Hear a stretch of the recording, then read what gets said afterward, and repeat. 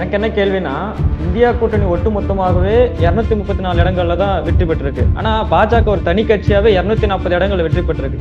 மோடி என்ன சொல்றாருன்னா, நாங்க ஜெயிச்சிருக்கிறோம். ஆனா அவங்க தோல்வியை கொண்டாடி இருக்காங்க, எங்களுக்கு புரியவே இல்லைன்னு சொல்றாரு. மிகப்பெரிய தனிப்பெரும்பான்மை பெற்று 400 இடங்களுக்கு மேல கிடைக்கும். ஆகவே நாங்க ஒரு இன்னும் புதிய பலத்தோட வலிமையோட நாங்க அதிகாரத்துக்கு வருவோம் அப்படிங்கறதா அவங்க தேர்தலுக்கு முன்னால இருந்து அவங்களுடைய தொடர் பிரச்சாரமாக இருந்தது. அந்த பெரிய கனவை இந்திய நாட்டு மக்கள் உடைத்து தகர்த்தெறிந்திருக்கிறார்கள் அப்படின்னு தான் சொல்லணும். நீங்க சொல்வது போல வட மாநிலங்கள் என்னதான் தேர்தலில் சரிவை சந்திச்சாலும் தென் மாநிலங்களை கை கொடுத்தது போல தானே இருக்கு. கேரளாவில் ஒரு இடம் வச்சிருக்காங்க, தெலுங்கானால சதவீதம் இருந்திருக்கு, தமிழ்நாட்டுல கடந்த தேர்தலில் 3%, இந்த தேர்தலில் 11% கூடுதலா பெற்றிருக்கிறாங்க. இப்ப இதெல்லாம் தென் மாநிலங்களை வளர்ந்துட்டு இருக்கிறதா பாக்கலாமா? இந்த பதுங்கி இருந்த பூனைக்குட்டி நாடாளுமன்ற தேர்தலில் நம்ம சொல்றோம் பாருங்க, பதுங்கி இருந்த பூனைக்குட்டி இப்ப வெளியில தாவி வந்துருச்சு. இப்ப இந்த பூனைக்குட்டி வெளியில ஓட ஆரம்பிச்சிருச்சு. எங்க அது மறைஞ்சிருந்ததுன்னு இப்பதானே தெரியுது. ஆகவே பாஜகவினுடைய மடிக்குள்ளதான் அது ஒளிஞ்சிருந்திருக்கு. அப்போ பாஜக அணி வெற்றி பெறுவதற்காக தான் இப்போ அவங்க தேர்தல் களத்துல அதிமுக போட்டியிடலை அப்படின்னு எடப்பாடி அவர்கள் தெளிவா சொல்லியிருக்காரு. டயலாக் நேயர்களுக்கு வணக்கம், நான் நிர்மல். இன்றைய அரசியல் நடப்புகள் குறித்து நம்மோடு பேச இணைகிறார் முன்னாள் சட்டமன்ற உறுப்பினர், மார்க்சிஸ்ட் கம்யூனிஸ்ட் கட்சியின் தலைவர் பாலாபாரதி அவர்கள். வணக்கம் மேடம். வணக்கம். இன்றைக்கு பாஜக 10 ஆண்டுகளாக தனிப்பெரும்பான்மையோட ஆட்சி அமைச்சாங்க. தற்போது கூட்டணி கட்சிகளோட ஆட்சி அமைச்சிருக்காங்க. இந்த 5 ஆண்டுகள் எப்படி இருக்கும்னு நினைக்கிறீங்க? பாஜக பெரிய கனவுல இருந்தது, 400 இடங்களை கைப்பற்றுவோம் அப்படின்னு சொல்லிட்டு இருந்தாங்க. மிகப்பெரிய தனிப்பெரும்பான்மை பெற்று 400 இடங்களுக்கு மேல கிடைக்கும். ஆகவே நாங்க ஒரு இன்னும் புதிய பலத்தோட வலிமையோட நாங்க அதிகாரத்துக்கு வருவோம் அப்படிங்கறதா அவங்க தேர்தலுக்கு முன்னால இருந்து அவங்களுடைய தொடர் பிரச்சாரமாக இருந்தது. அந்த பெரிய கனவை இந்திய நாட்டு மக்கள் உடைத்து தகர்த்தெறிந்திருக்கிறார்கள் அப்படின்னு தான் சொல்லணும். 2019 வாங்கிய அந்த எண்ணிக்கையை காட்டிலும் இந்த முறை அவர்களுக்கு தனி பெரும்பான்மை என்பது அவங்களுக்கு கிடைக்கல. அதாவது 272 தொகுதிகள் இருந்தால்தான் ஆட்சி அமைக்க முடியும். இப்போ அது 240 அப்படிங்கிற எண்ணிக்கைக்கு கீழே தள்ளப்பட்டிருக்கு. இவ்வாறு அந்த எண்ணிக்கையை அடைய முடியாததுக்கும் அவர்களுடைய கனவை தகர்த்ததுல இந்திய நாட்டு மக்கள் மதச்சார்பற்ற அரசியல் புரிதலும் நடவடிக்கையும் தான் காரணமாக இருந்தது. ஆகவே இந்திய நாட்டு மக்களினுடைய இந்த தேர்தல் என்பது மிக முக்கியமானதாக அமைந்திருக்கு அப்படின்னு நம்ம பாக்குறோம். ஆகவே கடந்த காலத்தை மாதிரி கூட்டணி கட்சிகள், இப்போ தெலுங்கு தேசம், ஐக்கிய ஜனதாதளம், இந்த 2 கட்சிகளோட அவங்க ஒரு கூட்டணி ஆட்சியை, தேசிய ஜனநாயக கூட்டணி ஆட்சியை அமைக்கிறதுக்கு முடிவெடுத்து அமைச்சர்கள், பிரதமர் மோடி அவர்கள் உட்பட எல்லா பதவி பிரமாணம் எடுத்து வச்சிருக்காங்க. இப்போ கூட்டணி கட்சிகள் இருந்தால்தான் இனி அவங்க எந்த மசோதாவும் சட்டமாக கொண்டு வர முடியும் அப்படிங்கிற இடத்துக்கு இருக்கு. அதுவும் அறுதி பெரும்பான்மை கிடைக்கணும்.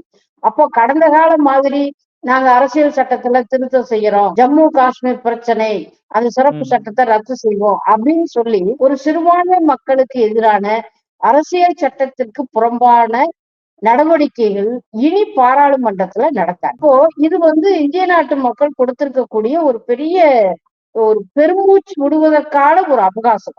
ஒரு மதவெறி ஆட்சி அதிகாரத்தில் இருந்த பாஜக கிட்ட இருந்து தப்பித்து ஒரு ஜனநாயகத்தை பாதுகாப்பதற்கான ஒரு அவகாசம் என்பது நமக்கு கிடைச்சிருக்கு. ஆகவே அவங்க நினைச்ச மாதிரி எல்லாம் கடந்த காலங்கள்ல மாதிரி இனி ஆட்சி செய்ய முடியாது என்பதுதான் இப்போ உறுதியாகி இருக்கு அப்படின்னு தான் நம்ம பாக்குறோம். எனக்கு என்ன கேள்வினா, இந்தியா கூட்டணி ஒட்டுமொத்தமாகவே 234 இடங்கள்ல தான் வெற்றி பெற்றிருக்கு. ஆனா பாஜக ஒரு தனி கட்சியாவே 240 இடங்கள்ல வெற்றி பெற்றிருக்கு. மோடி என்ன சொல்றாருன்னா, நாங்க ஜெயிச்சிருக்கிறோம், ஆனா அவங்க தோல்வியை கொண்டாடி இருக்காங்க, எங்களுக்கு புரியவே இல்லைன்னு சொல்றாரு. மோடி புரிந்தும் புரியாத ஒரு மாதிரி இருக்காரு.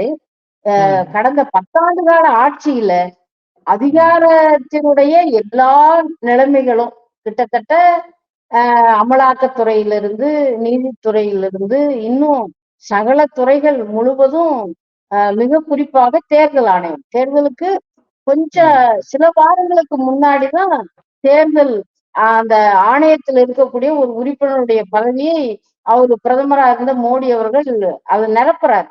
திடீர்னு ஒருத்தர் வெளியில போறாரு, திடீர்னு ஒருத்தர் உள்ள வர்றாரு. தேர்தல் ஆணையம் யாருடைய கட்டுப்பாட்டுக்குள் இருந்தது அப்படின்னு பாத்தீங்கன்னா அது சுயேட்சையான தன்மையில செயல்படவே இல்லை. முழுக்க முழுக்க பாஜக அரசினுடைய கட்டுப்பாட்டுக்குள் தான் தேர்தல் ஆணையம் என்பது முழுமையுமாக இருந்தது. அப்போ இது மட்டுமல்ல, ஏற்கனவே 2 முதலமைச்சர்கள் கிட்டத்தட்ட தலைநகர் டெல்லியில இருந்த ஆம் ஆத்மியினுடைய தலைவர் அரவிந்த் கெஜ்ரிவால் சிறைச்சாலைக்கு அனுப்பப்பட்டார். ஜார்க்கண்ட் முதலமைச்சர் திடீர்னு அவரும் சிறைச்சாலைக்கு அனுப்பப்பட்டார். எங்கெல்லாம் எதிர்க்கட்சிகள் இருக்கோ அந்த மாநிலத்தில் அந்த ஆட்சியினுடைய அமைச்சர்கள் எல்லாம் சிறைச்சாலைக்கு அனுப்பப்பட்டிருக்காங்க. கேட்டா ஊழல், எந்த விதமான ஒரு நீதிமன்றத்தினுடைய வழிகாட்டுதல் அல்லது தீர்ப்பின் அடிப்படையில் அந்த சிறைச்சாலைக்கு அனுப்பப்பட்டதுங்கிறது இல்லை. அமலாக்கத்துறையை பாஜக அரசு ஏவுது, இப்படிதான் இருந்தது. அப்போ இந்த தேர்தல் என்பது பல கடுமையான நெருக்கடிகளுக்கு, அரசியல் நெருக்கடிகளுக்கு மத்தியில தான் எதிர்கட்சிகள் சந்திச்சாங்க. இப்ப எதிர்கட்சிகள்ல தலைமையா இருக்கக்கூடிய இந்தியா கூட்டணியில தலைமையா இருக்கக்கூடிய காங்கிரஸ் கட்சியினுடைய அந்த கட்சியினுடைய சொந்த வங்கியவே அவங்க ஃப்ரீஸ் பண்ணிட்டாங்க. அதாவது அவங்க பணம் எடுத்து செலவு செய்ய முடியாது. ஒரு அத்தியாவசிய தேவைகளை கூட பணம் எடுத்து செலவு செய்ய முடியாது. இப்படி பல்வேறு வகையான நெருக்கடிகளை, நிர்வாக நெருக்கடிகளை, நிதி நெருக்கடியை, இன்னும் பல நெருக்கடிகளை இந்தியா கூட்டமைப்பினுடைய ஒவ்வொரு பல கட்சிகளுக்கும் அது கொடுத்து கொண்டே இருந்தது. இதுக்கு மத்தியில தான் தேர்தலை இந்தியா கூட்டமைப்பு என்பது சந்திச்சது. இந்தியா கூட்டமைப்பு என்பது ஓராண்டுக்கு முன்னாடி எல்லாம் தோன்றல. இப்பதான் இந்த ஒரு வருடத்துக்கு பின்னால் அநேகமாக ஒரு 5 கூட்டங்கள் தான் அவங்க நடத்தியிருப்பாங்க. அந்த 5 கூட்டங்கள்ல கூட சில முடிவுகள், டெல்லியில ஒரு ஆர்ப்பாட்டம், உத்தரப்பிரதேசத்துல ஒரு பெரிய பொதுக்கூட்டம், சென்னை தலைநகர்ல ஒரு பெரிய பேரணி, அப்படியெல்லாம் முடிவு பண்ணாங்க. ஆனா நடத்த முடியல. அதுக்கடையில தான் மணிப்பூர் நிகழ்வுகள் சேருது. பாலஸ்தீனம் பற்றி எரிந்தது சர்வதேச அளவில். அப்போ இப்படியான பல்வேறு நிகழ்ச்சிகளுக்கு மத்தியில இந்த எடுத்த முடிவை கூட இந்தியா கூட்டமைப்புனால நிறைவேற்ற முடியல. இன்னும் சொல்ல போனா இந்தியா கூட்டமைப்புக்குள்ள எதிரும் புதிருமான கொள்கை கொண்ட கட்சி அமைப்புகளும் இருக்கு. இப்ப மேற்கொங்க அப்படின்னாக்கா இடதுசாரிகள் திரிணாமுல் காங்கிரஸ ஏத்துக்கல, திரிணாமுல் காங்கிரஸ் இடதுசாரிகளை ஏத்துக்கிறது இல்லை.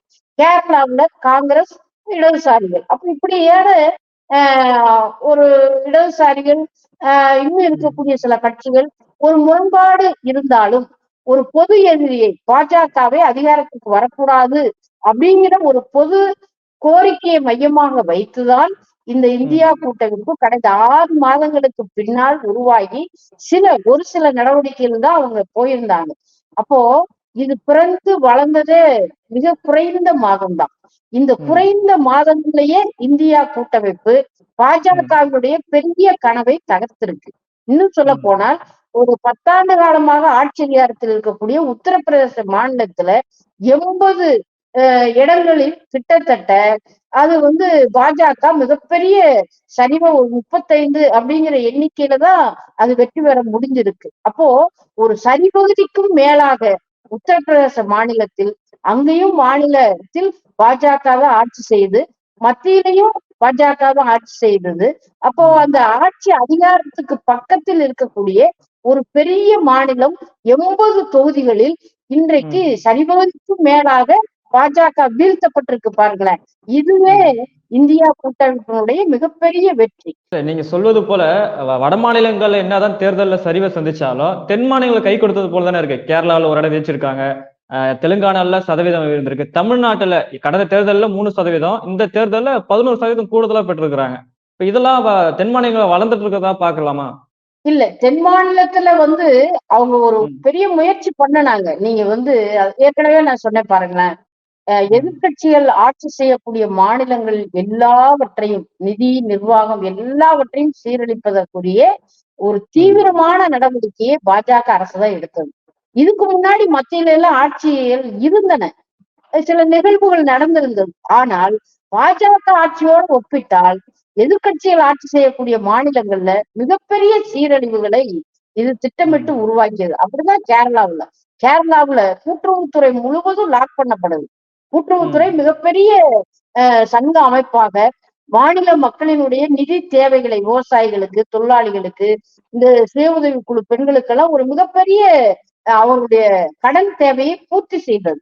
அதாவது கடன் வாங்குபவர்களுக்கு வட்டி குறைவாகவும், நீங்க அந்த வங்கியில, கேரளா வங்கியில சேமிப்பு மூலம் போனா உங்களுக்கு வட்டி அதிகம். அப்போ கடன் பெறுபவருக்கு வட்டி குறைவு, அதுல வந்து முதலீடு செய்பவருக்கு வட்டி கூடுதல் அப்படிங்கிற இந்த இந்த ஏழைகளுக்கு எதை குறைக்கணுமோ அதை குறைச்சு அந்த வட்டியை குறைச்சு, அதே சமயத்துல முதலீடு செய்பவர்கள் ஒரு முதியோர்களா இருப்பாங்க, ஓய்வு பெற்ற ஆசிரியர்களா இருப்பாங்க, அவங்களுக்கு கொஞ்சம் கேரளா வங்கியில போட்டா கொஞ்சம் கூடுதலாக அவங்களுக்கு வட்டி கொஞ்சம் வருமானம் வரும் அப்படின்னு அவங்களுக்கு ஒரு உதவி.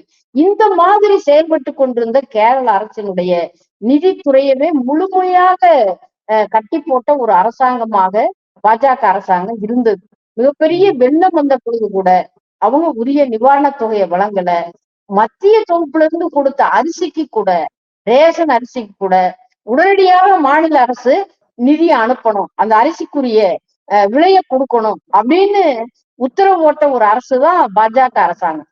அப்ப இந்த இத்தகைய சூழ்நிலையில் தான் இவைகளெல்லாம் மாநில ஆட்சிக்கு எதிராக அவங்க அரசியல் பிரச்சாரத்தை கொண்டு போய் நிறுத்துவது அப்படிங்கிற முறையில அவங்க செயல்பாடு இருந்தது. தமிழ்நாட்டிலையும் கூட நீங்க பாத்தீங்கன்னா அதிமுக கட்சிக்கும் பாஜகவுக்கும் உடன்பாடு இல்லை அப்படின்னு வெளியில தெரியும். ஆனா உண்மையான அரசியல் என்னன்னு பாத்தீங்களா, தேசிய முற்போக்கு திராவிடர் கழகம் தேமுதிக அது வரைக்கும் பாஜகவை தான் ஆதரிச்சுட்டு இருந்தாங்க. பாட்டாளி மக்கள் கட்சியும் பாஜகவோட தான் இருந்தாங்க. இப்ப இந்த இரண்டு கட்சிகளையும் ஒன்று பாஜகவுக்கு, இன்னொன்று அதிமுகவுக்கு, இப்படி ரெண்டா பிரிச்சுக்கிறாங்க. எஸ்டிபிஐ அது வந்து போன முறை வந்து அம்மா மக்கள் முன்னேற்ற கழகத்தினுடைய கூட்டணிக்குள்ள இருந்தது. இப்ப எஸ்டிபிஐ அதிமுகவுக்கு வந்து புதிய தமிழகம் அது வரைக்கும் டாக்டர் கிருஷ்ணசாமி பாஜகவுக்கு தான் ஆதரவு கொடுத்துக்கிட்டு இருந்தாரு. ஆனா இந்த நாடாளுமன்ற தேர்தலில் அதிமுக பக்கம் வர்றாரு. அப்போ இந்த பிரிவினைகளை எல்லாம் பார்க்கிற பொழுது வெளித்தோற்றத்தில் பாஜகவுக்கும் அதிமுகவுக்கும் வந்து தொடர்பு இல்ல, தனியாதான் போட்டி போடுறாங்க அப்படிங்கிற மாதிரி தெரிஞ்சாலும் பாஜகவினுடைய அஜெண்டா என்பது தமிழ்நாட்டில் இந்த பாஜக அணி பெறக்கூடிய வாக்கையும் அதிமுக பெறக்கூடிய வாக்கையும் இரண்டையும் கூட்டினால் நாங்க தான் அதிகாரத்துக்கு வருவோம், மாநில ஆட்சிக்கு வருவோம்னு ஒரு தோற்றத்தை, அரசியல் தோற்றத்தை உருவாக்குவதற்கு முயற்சி செய்யுது. அந்த நாடாளுமன்ற தேர்தலே 9 இடங்கள்ல 2வது இடத்தை பிடிச்சிருக்காங்க பாஜக கூட்டணி. ஆமா, 2வது இடத்துல பிடிச்சிருக்காங்க. மதுரை 2வது இடத்துல வந்திருக்காங்க, கோயம்புத்தூர் 2வது இடத்துல வந்திருக்காங்க. இப்ப மதுரையில அதிமுகவோட வேலை என்ன? அதிமுக வந்து அவரு எடப்பாடி பழனிசாமி அவர்களுடைய பிரச்சாரம் தவிர கடந்த காலங்கள்ல அதிமுகவினுடைய பிரச்சாரங்கள் பல தலைவர்கள் வந்து போவாங்க. கோயம்புத்தூர் என்ன, அதிமுகவினுடைய வாக்குகள் தான் திட்டமிட்டு பாஜக எந்த இடத்துல நிக்குதோ அந்த இடத்துல ஷிஃப்ட் ஆகி போயிருக்கு. அதிமுக தான் 3வது இடத்துக்கு வருது. அப்ப அதிமுக மட்டும்தானே பாஜகவுக்கு போச்சு. பாஜகவுக்குன்னு புதிய ஓட்டுகள் எங்கிருந்து வந்தது? எங்கிருந்துமே வரல. பாஜகவுக்கு புதிய வாக்காளர்கள் கிடையாது. அதிமுகவினுடைய வாக்குகளைத்தான் அவர்கள் பெற்றிருக்கிறார். ராமநாதபுரம் ஏணி சின்னத்துல திராவிட முன்னேற்ற கழகத்தினுடைய கூட்டணி வேட்பாளர் நவாஸ்கனி அவர்கள் முதலிடம். 2வது இடம் பாஜகவினுடைய சுயேட்சையா இருக்கக்கூடிய முன்னாள் முதலமைச்சர் திரு பன்னீர்செல்வம் அவர்கள் 2வது இடத்துக்கு வர்றாரு. அப்ப அவருக்கு எந்த வாக்குகள்? அதிமுகவுடைய வாக்குகளை தான் அவர் எடுத்திருக்காரு. ஆகவே பாஜகவை நீங்க தமிழ்நாட்டில் ஆய்வு செய்தாலும் சரி, கேரள மாநிலத்துல அதனுடைய நிதி அதிகாரத்தை நிர்வாகத்தை சீரழிக்கக்கூடிய பல நடவடிக்கைகள், வெள்ளம் வந்த பொழுது கூட அவங்க அரிசி கொடுக்கல. அரிசி அதுக்கப்புறம் பலமுறை முதலமைச்சர் கடிதம் எழுதின பிற்பாடுதான் அந்த மக்களுக்கு மத்திய தொகுப்புல இருந்து அரிசி கொடுத்தாங்க. அந்த அரிசிக்கான விலையை உடனடியாக பணம் நிதி செலுத்தணும் அப்படின்னு சொல்லி உடனடியாக அந்த அரசாங்கம் உத்தரவெல்லாம் போட்டாங்க. பல பத்திரிகைகள் மீடியாக்கள் எல்லாம் செய்தி வந்தது. உரிய நிவாரண தொகையை அவங்களுக்கு கொடுக்கல. கூட்டுறவு வங்கி மிகச்சிறப்பா அங்க செயல்பட்டு இருந்தது, கேரள வங்கி. அதை முடக்கக்கூடிய வகையில இன்னைக்கு அவங்களுடைய செயல்பாடு என்பது அமைஞ்சிருக்கு. அதன் காரணமாகவும் ஏற்கனவே வந்து அங்க மாநில அரசினுடைய நிர்வாக நிதி செயல்பாட்டுல ஒரு மத்திய பாஜக அரசு ஒரு எந்த ஒத்துழைப்பும் கொடுக்காது மட்டுமல்ல, இடது ஜனநாயக முன்னணி அரசுக்கு எதிராக மிகப்பெரிய அளவுக்கு வதந்திகளை, பிரச்சாரங்களை அரசியலாக அவங்க பண்ணிட்டு இருந்தாங்க. இப்ப வரக்கூடிய விக்கிரவாண்டி இடைத்தேர்தல்ல அதிமுக வந்து தேர்தல் நீக்க மாட்டேன்னு புறக்கணிச்சிருக்காங்க, தேர்தலையே புறக்கணிச்சிருக்காங்க. இது வந்து பாஜக கூட்டணி தலைமையில நிக்கக்கூடிய பாமகவுக்கு சாதகமா இருக்குமா, இல்ல திமுகவுக்கு இது சவாலா இருக்குமா? இந்த பதுங்கி இருந்த பூனைக்குட்டி நாடாளுமன்ற தேர்தலில் நம்ம சொல்றோம் பாருங்க, பதுங்கி இருந்த பூனைக்குட்டி இப்ப வெளியில தாவி வந்துருச்சு. இப்ப இந்த ம். பூனைக்குட்டி வெளியில ஓட ஆரம்பிச்சிருச்சு. எங்க அது மறைஞ்சிருந்ததுன்னு இப்பதானே தெரியுது. ஆகவே ம். பாஜகவினுடைய மடிக்குள்ளதான் அது ஒளிஞ்சிருந்திருக்கு. அப்போ ம். பாஜக அணி வெற்றி பெறுவதற்காக தான் இப்போ ம். அவங்க தேர்தல் களத்துல அதிமுக ம். போட்டியிடலை அப்படின்னு எடப்பாடி அவர்கள் தெளிவா சொல்லியிருக்காரு. அதுக்கு ம். என்ன காரணம் சொல்றாருன்னா, ம். பணபலம், படைபலம் இதெல்லாம் ம். எதிர்த்து எங்களால நிக்க முடியுமா அப்படின்னு இவர் ம். சொல்றாரு. ஆனா அஇஅதிமுக ஆளுங்கட்சியா இருக்கிறப்போ அவங்க ம். இடைத்தேர்தலை எப்படி நடத்துனாங்க? அதே ம். பணபலம், படைபலத்தை கொண்டுதானே அவங்க நடத்துனாங்க. அப்போ ம். திமுக, இடதுசாரி கட்சிகள் இவங்கெல்லாம் அதை எப்படி சந்திச்சாங்க? ம். தேர்தல் ஆணையம் இருக்கு தமிழ்நாட்டுல. அந்த தேர்தல் ஆணையத்தின் மூலமாக இப்படி ஆளுங்கட்சி துஷ்பிரயோகம் பண்ணுது தேர்தல்ல ம். அப்படின்னு பல புகார்களை கொடுத்திருக்கோம். பல போராட்டங்களை நடத்தி இருக்கிறோம். அப்படி நடத்தினால் இடைத்தேர்தலை அன்றைக்கு எதிர்க்கட்சியாக இருந்த திமுக உள்ளிட்ட சிபிஎம் உள்ளிட்டு நாம சந்திச்சிருக்கிறோம். அப்போ அதிமுக அன்றைக்கு ஆளுங்கட்சியா இருந்து இடைத்தேர்தலை எப்படி நடத்தினார்களோ, இடைத்தேர்தலா நடத்தினார்களோ, அதே மாதிரி இந்த இடைத்தேர்தலும் இடைத்தேர்தலா ஆகிட்டா என்ன பண்ணுவதுன்னு அவரா ஒரு கற்பனையை பண்ணிக்கிறார். அவங்க எப்படி கடந்த காலத்துல இருந்தாங்களோ அதே மாதிரி ம். இப்பயும் நடக்கும் அப்படின்னு அவர் கற்பனை பண்ணிக்கிறாரு. ஆனா ம். அதிமுக பாஜகவோடு உண்மையாகவே அரசியல் உறவு இல்லை என்று சொன்னால் அவர் ம். தேர்தல் களத்துல நிக்கணும். ஆனா அவரு நிக்க மாட்டார். ஏன்னா ம். பாஜகவினுடைய அஜெண்டாவை இன்றைக்கு அதிமுக ஒவ்வொன்றாக நிறைவேற்றி ம். கொண்டு வருகிறதுன்னு நம்ம சொல்லல. ம். அதிமுகவினுடைய அடிமட்ட தொண்டர்களே சொல்றாங்க. அப்போ இல்ல. இந்த விக்கிரவாண்டி தேர்தல்ல நிக்க வேண்டிய அதிமுக இப்படி ஓடி ஒளிவதற்கு பணப்பலமும் படைபலமும் தான் காரணம் அப்படின்னு சொன்னா, அப்போ ம். நாடாளுமன்ற தேர்தலையும் தேர்தல் ஆணையம் இருந்தது இல்ல. அப்போ நயினார் நாகேந்திரன் அவர்கள் பாஜகவினுடைய வேட்பாளர் அவருடைய உதவியாளர்கிட்ட இருந்துதானே 4 கோடியை தேர்தல் ஆணையம் கைப்பற்றியது. என்ன ம். நடவடிக்கை எடுத்தாங்க? இவர் ஏன் கேள்வி கேட்கல? இதே நாடாளுமன்ற தேர்தல் நடந்து கொண்டிருந்த பொழுது என்ன படைபலம் வந்தது? என்ன பணபலத்தை இவரு எங்க தேர்தல் களத்துல ஏதாவது மூச்சு விட்டாரா? அப்ப 40க்கு 40 திமுக அணி வெற்றி பெறுது இல்ல. இப்போ ஒரு இடைத்தேர்தல் உடனேயே அவர் ம். பாஜகவுக்கு சாதகமாக இருக்க வேண்டும் என்பதற்காக பின்வாங்குகிறார் அப்படிங்கறதுதான் பொதுமக்களுடைய கருத்தாகவும் இருக்கு. அதிமுக தொண்டர்களுடைய கருத்தாகவும் அதுதான் இருக்கு. இல்ல ஏற்கனவே ஜெயலலிதா அவர்கள் இருக்கும்போதே 5 இடைத்தேர்தல்கள் அவங்க வந்து நிக்கல. அதால ஒண்ணும் அதிமுக ஒண்ணும் அழிஞ்சு போயிடுதில்ல. அதிமுக மீண்டும் ஆட்சியில அமர்ந்திருக்கிறாங்க. இந்த இடைத்தேர்தல் நிக்காம இருக்கறனால ஒண்ணும் அதிமுகவுக்கு ஆபத்தா இருக்க போதா? அதாவது நிற்காம இருக்கிறது ஆபத்து ஒன்றும் இல்லை. அது அவங்க ம். கட்சியினுடைய சுயேட்சையான முடிவு. நிற்பதும் நிற்காமல் இருப்பதும் அவங்க கட்சி எடுக்கக்கூடிய முடிவு. ஆனால் ம். இப்போது ஏன் அதிமுக இந்த காரணத்தை சொல்லி விலகுகிறார்? அப்ப ம். இதுக்குள்ளேயும் அரசியல் இருக்குல்ல. அது ம். என்ன அரசியல் என்று சொன்னால், இன்றைக்கு அதிகாரத்திற்கு மீண்டும் மோடி அவர்கள் 3வது முறையாக பிரதமராக வந்துட்டார். ம். கூட்டணி ஆட்சிதான் தொடரும். ஆகவே அவர்களை பகைத்துக் கொள்ள முடியாது. ஓ! ஆகவே பாஜகவை பகைத்துக் கொண்டு தேர்தல் களத்துல நிக்க முடியாது. ம். ஆகவே அந்த அணியின் சார்பாக பாமகவை அவர்கள் நிற்க ம். வைக்கிறாங்க. நம்ம ஒதுங்கிக்கலாம் அப்படின்னு இவர் ம். ஒதுங்குறார். ஏற்கனவே நாடாளுமன்ற தேர்தல்லயும் தோல்வியே நெறைய சந்திச்சிருக்காரு. இப்ப இந்த தேர்தல்லயும் தோல்விய சந்திச்சா, அந்த தோல்வின்ற பிம்பம் உருவாக்கிடுவாங்க. அதனால கூட நிக்கல அப்படின்ற ஒரு இது எடுத்துக்கலாமா? தேர்தல்ல தோல்வியை இப்பதான் சந்திக்கிறாங்களா? பர்கூர் தொகுதியில ம். அன்னைக்கு மறைந்த முதலமைச்சர் செல்வி ஜெயலலிதா அம்மா இருக்கும்போது அவங்களே தோற்கடிக்கப்பட்டாங்களே. ஒரு ம். பல ஆண்டுகள் முதலமைச்சராக செல்வி ஜெயலலிதா அவர்கள் அன்னைக்கு பர்கூர் தொகுதியில நின்ன பொழுது அவர் தோற்கடிக்கப்பட்டார். ம். அதிமுகவுக்கு தோல்வி என்பது ஒண்ணும் புதிதெல்லாம் இல்ல. இந்த ஜனநாயக நடைமுறையில தேர்தல் என்பது தொடர்ச்சியா வரும். ம். தோல்விகளும் தொடர்ச்சியா வரும். வெற்றிகளும் தொடர்ச்சியா வரும். சில நேரங்கள்ல வெற்றிகள் மாறும், தோல்விகளும் மாறும். அப்படிதான் ம். அமைஞ்சிருக்கு.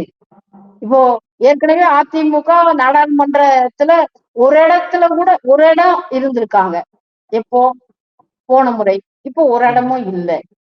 இப்போ அந்த தேனி தொகுதியில இப்போ போன தடவை அவங்களுக்கு வெற்றி ம். கிடைச்சது. இந்த தடவை அந்த ஒரு தொகுதி கூட அவங்களுக்கு கிடையாது.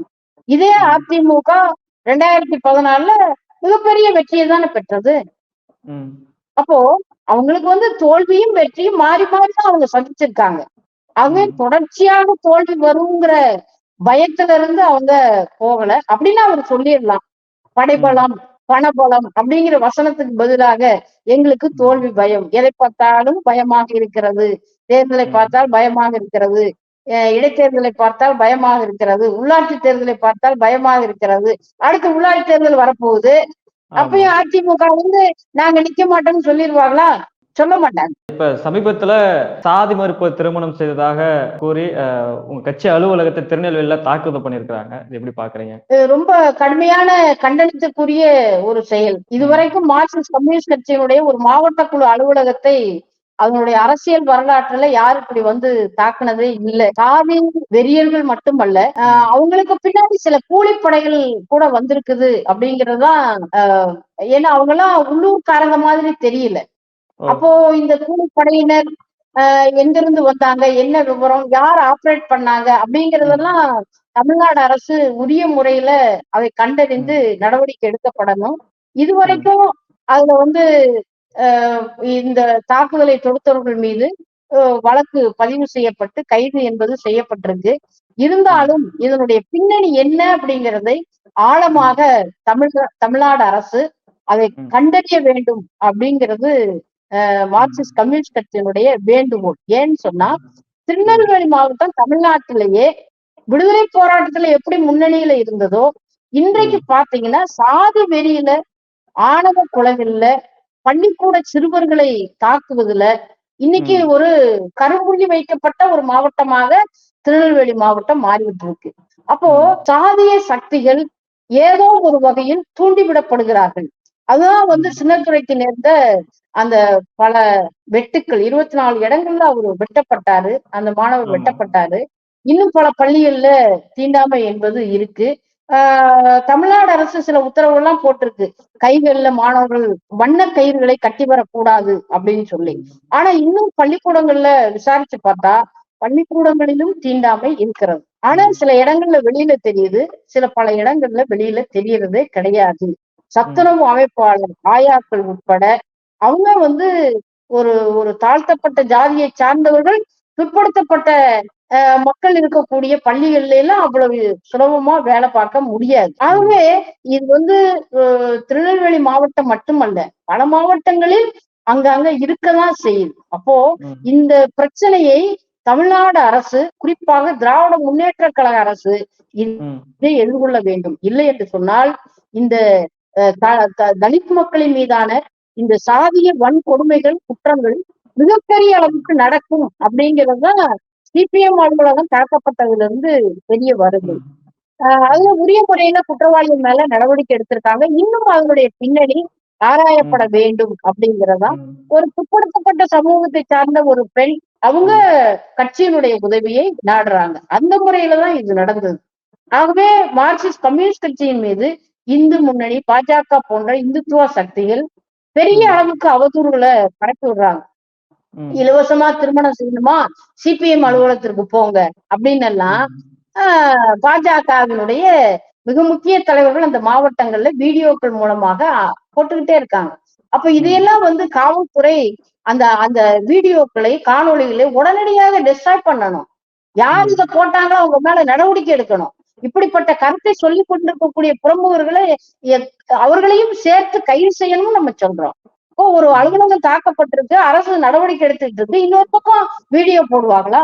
அந்த இளைஞனையும் அந்த இளம் பெண்ணையும் நீங்க 2 பேரும் காதலிங்கள்னு மார்க்சிஸ்ட் ம். கம்யூனிஸ்ட் கட்சி அஜெண்டாவா போட்டு இதை நிறைவேற்றிட்டு இருக்கிறோம். அவங்களுக்கு ம். சமுதாயத்தில் வேறு யாருடைய ஆதரவும் கிடைக்காதனால கம்யூனிஸ்ட் கட்சி அலுவலகத்துக்கு வர்றாங்க. அதுவும் அலுவலகத்துக்கு பக்கத்துல இருக்கக்கூடிய தெருக்கள் தான். 2 ம். குடும்பமும் ஒரு சாதாரண நடுத்தர குடும்பத்திற்கும் உரிய நிலைமையில தான் அவங்க வாழ்ந்துகிட்டு இருக்காங்க. அப்படியே ஒரு திருமணத்திற்கான வயது வந்த ஒரு பெண்ணும் ஒரு இளைஞரும் வருகிற பொழுது கம்யூனிஸ்ட் கட்சி செய்யாம வேற யாரு அந்த திருமணத்தை நிறைவேற்ற முடியும்? ஆகவே ம். அதை கம்யூனிஸ்ட் கட்சி செய்தது. கம்யூனிஸ்ட் கட்சி அலுவலகம் தாக்கப்பட்டது. அது எத்தனை முறை தாக்கப்பட்டாலும் நம்ம எதிர்கொள்வோம். ஆனா அந்த தம்பதியர்களுக்கு, இளம் தம்பதியர்களுக்கு உரிய பாதுகாப்பை கொடுக்கணும். அவங்க ம். வந்து இணைந்து வாழ்வதற்குரிய பாதுகாப்பை தமிழ்நாடு அரசு, காவல்துறை கொடுக்கணும். இதனுடைய ம். குற்றப் பின்னணியை தீவிரமாக ஆய்வு செய்யணும். இதுவரைக்கும் திருநெல்வேலி மாவட்டத்துல யார் நினைச்சாலும் வீடியோ ம். போட்டுக்கலாம், சிபிஎம் அவதூறு பண்ணிக்கலாம் அப்படின்னு இறங்கியிருக்காங்க பாருங்க சாதி வெறி சக்திகள். அவங்க ம். மீதும் நடவடிக்கை. சமூகத்துல வந்து பரவக்கூடிய கேள்வி என்னவா இருக்குன்னா, அந்த பெண்ணோடைய பெற்றோருக்கு இல்லாத அக்கறையா உங்களுக்கு இருக்கு அப்படின்ற கேள்வி இருக்கு. இது எப்படி அணுகுறீங்க? சமூக வலைத்தளத்துல இந்த கேள்வியை ஒரு பகுத்தறிவு உள்ள யாருமே கேட்டிருக்க மாட்டாங்க. இது ம். ஏதாவது ஒரு சாதிய உணர்வும் மத உணர்வும் உள்ளவங்க தான் இத கேட்க முடியும். சரி, ம். அப்படியே கேட்கறாங்க, அதுக்கு பதில் சொல்லணும்னா, அந்த திருமணத்திற்கான ஒரு இளையவர்களுக்கு திருமண வயது என்ன? அந்த பெண்ணுக்கு 18 முடிந்திருக்கணும், பையனுக்கு 21 வயது முடிந்திருக்கணும். 2 பேருக்கும் ம். தகுதியான வயது வருது, 2 பேரும் விருப்பப்படுறாங்க. அப்ப 2 ம். பேருடைய விருப்பத்தையும் 2 வீடுகள்லையும் கடுமையா எதிர்க்கிறாங்க. அப்படிப்பட்ட ம். சூழ்நிலையில தான் அவங்க திருமணம் செய்வதற்கு முன்வர்றாங்க. அவங்க ம். பெற்றோர்களுக்கு இல்லாத அக்கறையா அப்படின்னு இருக்கிற கேள்விக்கு அவங்க பெற்றோர்கள் மறுத்து விட்டார்கள். பெற்றோர்கள் மறுத்து விட்டால் இந்த சமுதாயம் மறுக்கணுமா? அல்லது சட்டம் ம். அப்படி ஏதாவது மறுத்திருக்கா? அவர்களுக்கு திருமணம் செய்வதற்கு அனைத்து வகையான உரிமையும் இருக்கு. அவங்க பெற்றோர்களின் கஸ்டடியிலிருந்து உரிய வயதை பெற்றுட்டாங்க.